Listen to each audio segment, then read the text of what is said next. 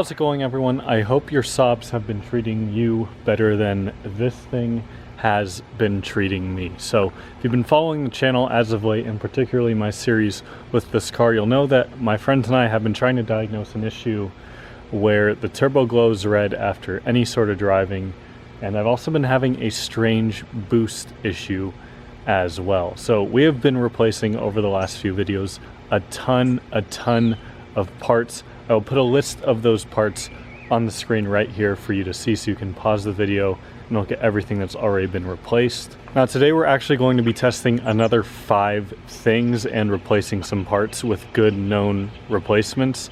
The first one being a new ECU. We're going to make sure it has a stock flash on it. After that, we're going to do a smoke test, both to test the intercooler and just to look for some general vacuum leaks. Then we're going to replace the BPV, which is the little valve that's right on the Cobra pipe there, and we're also going to test the wastegate and adjust it if we need to. And then lastly, we're going to replace the map sensor as well. We're going to be taking it for some drives in between some of these repairs just to see if anything gets better or fixed. So without further ado, I want to thank my friend John once again for helping me out with this. I'll put his Instagram on the screen right here. It's at dat_Saab. And let's go ahead, get into it. So here's our next steps, next couple of tests. So first off, we're going to try a new ECU with a stock flash, even though the current ECU already has a stock flash. So we put that in there. Next, we're going to run a smoke test. We're going to test if the intercooler is good. So we're going to pressurize the system with this awesome homemade seal right here. Check if the intercooler is good or not. And we have a one of these to test out, and check the wastegate as well once the car cools down.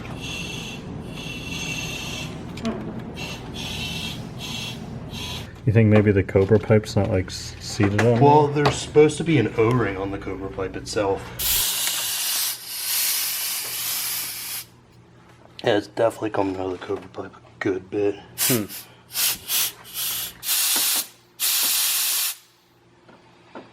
Nah, it's not coming down. The intercooler's good. Intercooler's good. Just replaced the boost pressure control valve. That was nice and simple, just 3 vacuum lines. Now we got this popped off to adjust the wastegate. Oh, good idea. Look at that. I can tell you've done this a couple times before. Yeah, sadly. Just to catch that little clip on the end right there. Oh, beautiful. So we're going to measure it right now, and John just said that this says it should be 2 millimeters. This is 2 millimeters, what, 2 millimeters of threads there? Preload. So what you're looking at is kind of hard to get a good vibe on it, but when it's sitting without pressure applied to it, there's a light here. I can hold it. Yeah, that works. It should want to pull back about 2 millimeters before, so essentially 2 millimeters back, so you should, that's hot, have to pull it forward to set it on here. So it's a little out of adjustment from when we did it last time. Okay, so we're going to adjust this, preload it to 2 millimeters, and I guess move on to the next thing. Apparently the proper way to test the wastegate here is to pressurize it to 6.5 psi and then make sure the wastegate starts to open at that point. Unfortunately, we don't have the tools to do that, so we're just measuring again 2 millimeters, excuse me. So we just closed it a little bit and I just put it back together. Oh yeah. So I also swapped out the DI cassette. I don't think I filmed that because I had another good working DI cassette, and some of you have mentioned that the DI cassette is just a weird thing, and maybe that could be what's causing it, but we're gonna just send it, see what happens. Take it for a nice little test drive right now and see if it's still glowing, see how it boosts, and get back to you guys in a few minutes. 20 minutes later. Just got back. See? It's a little red. Yep. Oh yeah, just a little red.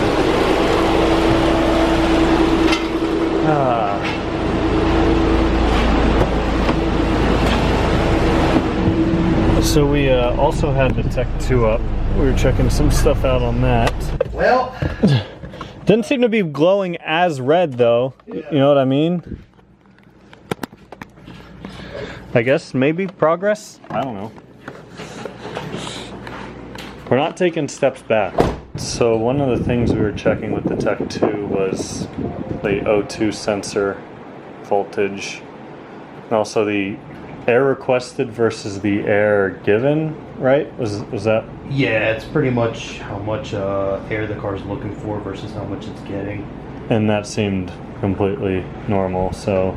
Well, given we have a few known leaks, small leaks. Yeah. A couple minor air leaks, but nothing that should be causing this issue. Function sensor will be approximately 0.9. So, output voltage approximately 0.9. We're getting what, like 0.85? Yeah, it was like 0.85 or so.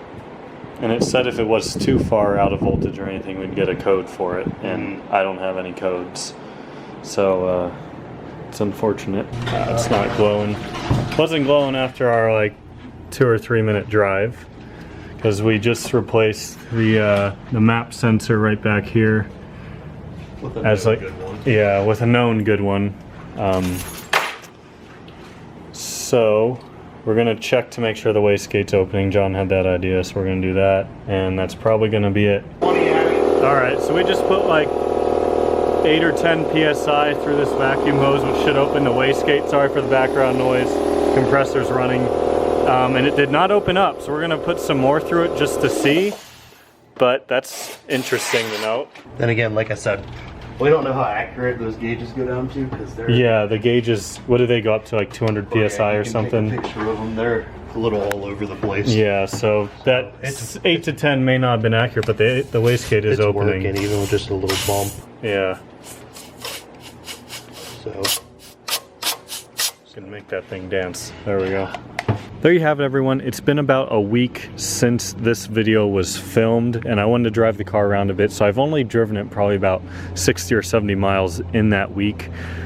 But I think we may have somewhat fixed it. Now, I don't know exactly what it was, but it seems to be boosting correctly about 90% of the time now. So the turbo still glows red, and from what I can tell, maybe it's not glowing quite as red as it was before, but it does still glow red. Let me make that clear. But in terms of the boost issue, the car every now and then will be a little bit sluggish off the line. Not as sluggish as it was before, but it definitely isn't normal off the line. Sometimes it's good, sometimes it's not. But it does seem to be boosting just about perfectly fine in any other scenario besides that. So I guess I can say at least the car is making some progress. We're finally getting something a little bit fixed on this thing, but it's still not 100%. So we're going to be checking a couple other things. Again, I'll put a list of everything that's been checked on the screen right here, and that includes everything in this video as well. So we've checked some more things with the Tech 2 like we did in this video, and there's just a lot that's been gone over, so I'm not sure what else there is at this point. I will be checking the injectors here sometime soon, replacing those just to see if that happens to make a difference. But yeah, I guess that'll be a topic for another video. So if you all enjoyed this video, please give it a thumbs up. Subscribe if you haven't already. Help me reach 100,000 subscribers. I know my front plate is slightly crooked, and I'll see you all next time.